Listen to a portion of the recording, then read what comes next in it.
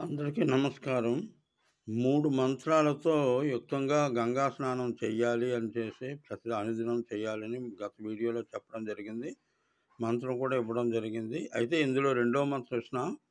తులారాశి ముఖ్యంగా కార్తీక మాసంలో తులారాశి గతే సూర్య గంగా త్రైలోక్య పావని సర్వత్ర ద్రవరూపేణ సా సంపూర్ణ జీవ జీవతథా అనేటువంటి మంత్రం.